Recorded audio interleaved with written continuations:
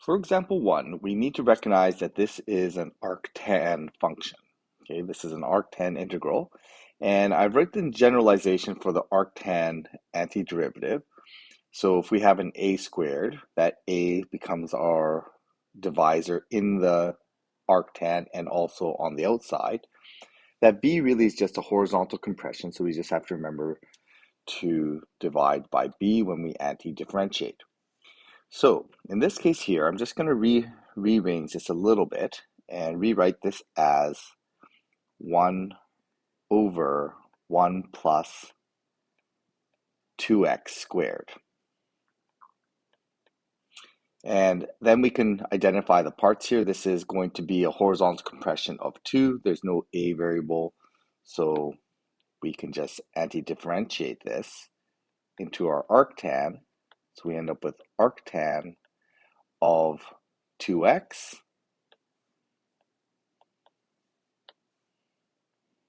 plus c, but we have to remember that because of that horizontal compression, we're going to divide that by 2. Okay, so there's our antiderivative for this.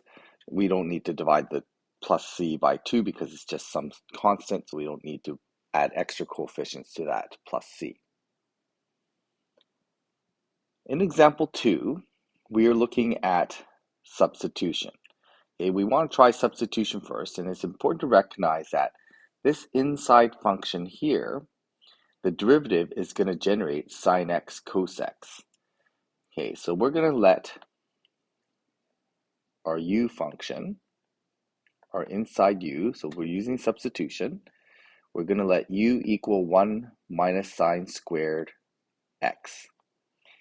And we want the du, the derivative, to account for the outside parts of this function. Now be careful when you differentiate this because we need to differentiate the squared first, then the sine. This is an embedded function. We don't touch the outside function when we differentiate. Sorry, we don't touch the inside function when we differentiate the outside. So I'm going to differentiate the squared so that it becomes 2 sine x. That's differentiating the power. And then now we differentiate the sine. So we want to then add on as a chain times cos x.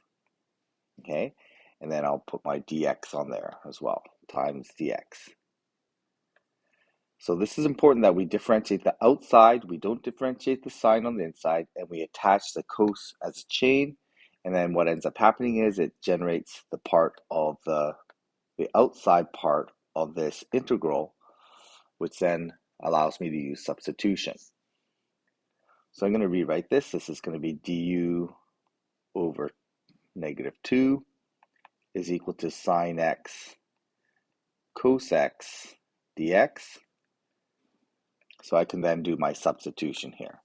So I have du, and I'm going to put the 1/2, negative 1/2 on the outside, so I replace the blue part, and then I'm going to substitute inside the square root. There goes my u. Okay, so now this becomes a fairly straightforward integral. It's power negative 1/2, so I increase the power to positive 1/2, so that becomes square root u. I divide by 1/2, which is the same as multiplying by 2, so I'm going to end up with 1/2 times 2. The times 2 divide 2 are going to cancel out.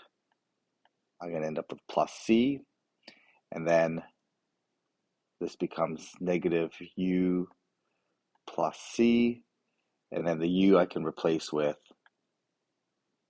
my substitution, which was 1 minus